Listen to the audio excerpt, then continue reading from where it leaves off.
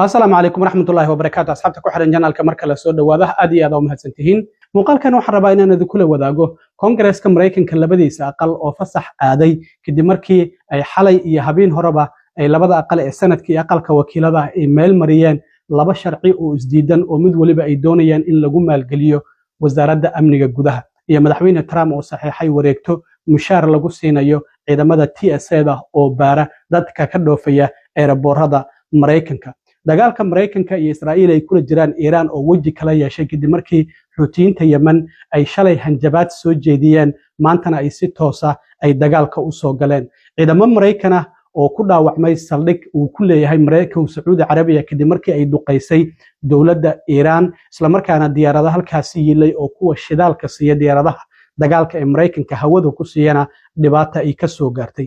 TV-ga Iran oo baahiyay in diyaarad Mareykanka oo kuwa dagaalka ah ay gantaal kula dhufteen Sacuudiga isla markaana muuqaal ay ka soo tuubeen sidoo kalena waxa jirta madaxweyne Trump oo muddo kale u qabtay Iran horeyna waxaan ognahay in laba muddo oo kala duwan oo ugu qabtay ugu dambeyntii Mareykanka oo qirtay markabka ugu weyn caalamka ee dagaalka ee diyaaradaha ximbaara ee USS Gerald Ford dhibaatada soo gaartay halka ay ka gaartay iyo sidoo kalena hadda halka uu ku sugan yahay warbixinadaasi oo idil ayaan doonayaa inaan idila socodsiiyo balse marka hore soo dhawaad maalmihii ugu dambeeyay in aeroboorada Mareykanka dhibaato weyn ay ka jirtay oo dadka dhoofaya ay safaf dhaadheer ay aeroboorada kala kulmayeen maxaa yeelay ciidamadii TSA da oo hoostaga wasaaradda amniga gudaha ee loogu talagalay dadka aeroboorada ka dhoofaya inay baaritaan ku sameeyaan in ku dhawaad 500 oo kamid ah shaqada ay ka tageen maadaama muddo bil ka badan aysan mushaar helin sababta wasaaradda amniga gudahana maalgelinteeda in lacag la siiyo waxa diiday dimuqraadiyiinta oo waxa ay doonayeen in isbedel lagu sameeyo ciidamada ICE dib u habeyn iyo waliba kuwa CBP da madaxweyne Trumpna horey waa kii ciidamada ay sidoo kalena ICE u geeyay aeroboorada isniintii la soo dhaafay ilaa iyo muddo maanta ku 6 maalmood ahna ay aeroboorada joogaan haddaba labada aqal ee Congress-ka Mareykanka ayaa laba sharci oo isdiidan xalay iyo habeen hore kala meel mariyay waxa jirtay aqalka sanadka in habeen hore ay meel mariyeen sharci ay doonayaan in qaybo kamid ah wasaaradda amniga gudaha ay ku maalgeliyaan marka laga reebo ICE iyo waliba ciidamada xuduudaha ee CBP da oo ay sheegeen inay doonayaan in isbedel lagu sameeyo taasi oo Republicaankuna ay si aad ah uga soo horjeedeen markii ay meel mariyeen waxa loo gudbiyay sharcigii sanadku ay meel mariyeen aqalka wakiilada sida sharci kasta waa inuu labada aqal maraa kadibna madaxweynaha loo gudbiyaa oo uu saxiixa marka shalay markii loo gudbiyay aqalka wakiilada afayeenka aqalka wakiilada Mike Johnson ayaa gabi ahaanba diiday sharcigii oo waxa uu yiri dimuqraadiyiintu waxa ay doonayaan in xuduudaha Mareykanka la furo mar kalena dadka sharci la'aanta ay wadanka ku soo qulqulaan marka waxa jirtay xalay marka aqalka wakiiladu inay sharci kale ay meel mariyeen sharcigaasi oo muddo 2 bilood ah wasaaradda amniga gudaha guud ahaanteedba lagu maalgelinayo ilaa iyo 22 bisha May ee shanaad ee soo socota sharcigaasi waxa ansixiyay 213 xubnood 203 xubnoodna waa ay diideen marka dimuqraadiyiinta ku jira aqalka sanadka waxay yiraahdeen sharcigaasi marka uu soo gaaro waa dead on arrival halkiisa ayaan ku deedi doonaa fasax ayuu hadda aaday aqalka Congress-ka Mareykanka oo muddo 2 toddobaad ah ayay ku maqnaan doonaan marka ay soo laabtaan haddana mar kale waa halkeedii ka bilow laakiin madaxweyne Trump ayaa shalay wareegta soo saaray oo awoodihiisa isticmaalay waxaana wasiirka cusub ee wasaaradda amniga gudaha Mark Wayne Millen uu ku amray in lacagaha gurmadka degdeg ah loogu talagalay oo wasaaraddu ay leedahay mushaar laga siiyo shaqaalaha TSA da shaqaalaha TSA da qaarkood oo markii horeba mushaarkoodu sanadkii $35,000 ah waxay yiraahdeen shaqadan shaqo aan ka sii shaqayn karna ma ahanba markasto oo labada xisbi ay isqabtaan dadka meesha ku baaba'aya waa anaga waxa la yiri laba maroodi haday istagaalaan cawski ayaa meesha ku baabaa Soomaan waxay yiraahdeen markastaba anaga xuquuqdeeni ayaa lagu tumanaya qaarkood ba xitaa waxa laga yaabaa inaysan shaqada dib ugu soo laaban oo shaqooyin kale ay iska raadsadaan maxaa yeelay hadda raashinkii qutul daruurigii cirkaasi ayuu ku jiraa shidaalkeena cirkaasi ayuu ku jiraa marka madaxweynuhu waxa uu yiri laga bilaabo isniinta waa in shaqaalaha TSA da mushaarkoodii la siiyaa marka haday shaqada ku soo wada laabtaana waa la arki doonaa iyo waliba hadii kale dhinaca kale dagaalkii Mareykanka iyo Israa'iil ay kula jireen Iran ayaa waji kala yeeshay shalay Xuutiyiintu waxa ay soo direen hadallo digniin ah oo ay leeyihiin hadii 5 qodob ay soo baxdo dagaalka waan ku beereyna oo ay kamid ahayd in hadii wadan saddexaad uu ku biiro dagaalka Mareykanka iyo Israa'iil ay kula jiraan Iran iyaga xitaa Yemeniinta in cunaqabataynta laga qaado in sidoo kalena ayna adiga ilaa iyo 5 qodob oo kala duwan ay soo direen maantana waxay bilaabeen inay gantaalo kusoo tuuraan Israa'iil. Waxay Israa'iil sheegtay inay gantaaladaas iska qabatay, laakiin hadda waxaa halis ku jira marinka Baabilmandab oo sidoo kalena ku xiran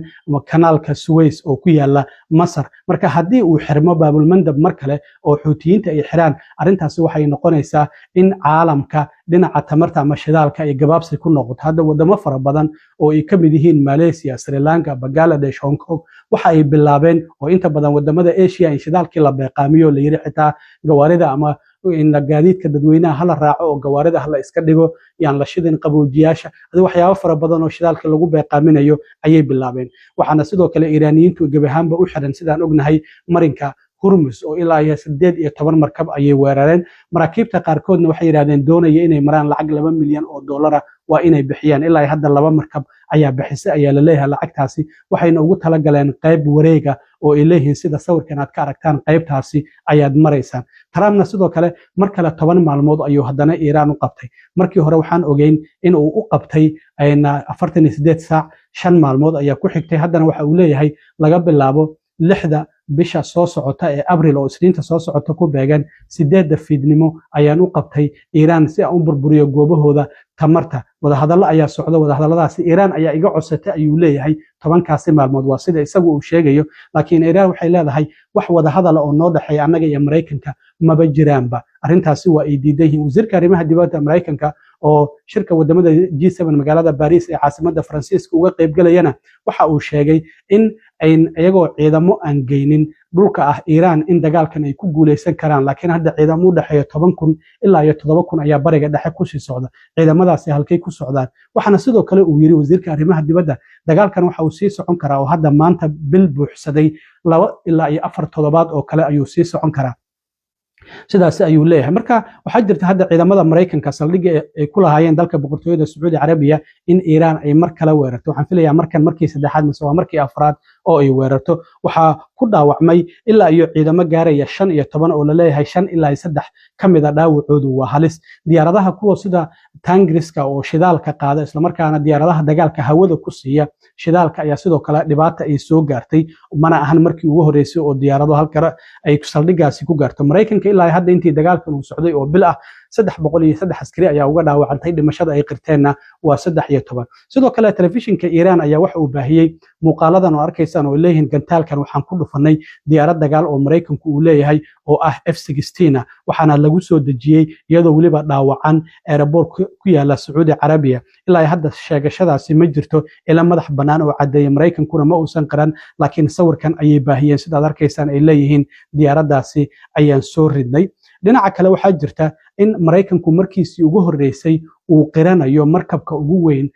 dagaalka oo Mareykanku uu leeyahay oo weligii la sameeyo oo diyaaradaha ximbaara oo la yiraahdo USS Gerald R. Ford in dhibaato ay soo gaartay. markabkan qiimihiisu waa 13 bilyan, isla markaana gabi ahaanba dagaalka Mareykanku uu kula jiray Iiraan waa uu isaga baxay kadib markii qaybta ciidamada dharka ay ku dhaqdaan ee laundryga ay gantaal dowladda Iiraan ay uga dhufatay 12kii bishan March oo hadda sii dhamaanaysa. waxaa la leeyahay muddo maalmo ah ayaa ciidamada saaran qaarkood dhulka ay seexanayeen, isla markaana markabka gudihiisa qiic fara badan ayaa gudihiisa ku jiray oo maalmo ayuu gubanayay. markabkaasina hadda gabi ahaanba dagaalka waa laga saaray. markabkan oo la yiraahdo USS Gerald Ford waa markabka ugu weyn ee caalamka ee diyaaradaha xambaara ee dagaalka oo weligii la sameeyay. waxaana hadda qasab ku noqotay inuu isaga baxo dagaalka, isla markaana sida uu qoray wargeyska New York Post. markabkan muddo sanadahba waxaa la leeyahay dhibaatooyin fara badan ayaa haystay ilaa iyo sanadkii 2020. waxaana inta badan uu ka haystay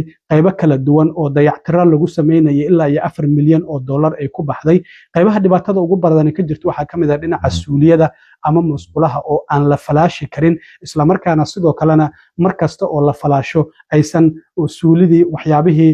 lagu riday aysan ka baxaynin. sanadkii 2020 xafiiska la xisaabtanka dowladda warbixin uu soo saaray ayaa waxa lagu sheegay in markabkan uu u baahan yahay joogteyn, in markastaba maintenance in la hagaajiyo maalin kasta ilaa iyo $400,000 ayaana ku baxay. senatarka laga soo doortay Virginia oo la yiraahdo Tim Kaine ayaa waxa walaac ka muujiyay horaantii bishan in markabkan markastaba qaybaha suwijka ee waxyaabaha wasaqdu ay maraan marka suuliyada lagu xaajoodo in ciladi ay ka haysato sidoo kalena waxaa jirta in qaybaha laundryga sidoo kale dhibaatadu ay ka jirto iyadoo sidoo kale markabkan bariga dhexe hadda ciidamada Mareykanka uu taageeraya dagaalkan uu ku jiray isla markaana gabi ahaanba hadda laga saaray markii dhibaatadaasi ay soo gaartay waxaa sidoo kale qoysaska ciidamada saaran markabkaasi ay leeyihiin dhibaatooyin dhinaca fara badan oo dhinaca neefsiga oo xitaa markabka gudihiisa hadda waa uraya ay leeyahay oo aan lagu neefsan karin in dhibaatadaasi ay ka jirto markabkan qiimihiisu waa 13 bilyan oo dollar haddana waxa uu leeyahay waxyaabaha asaasiga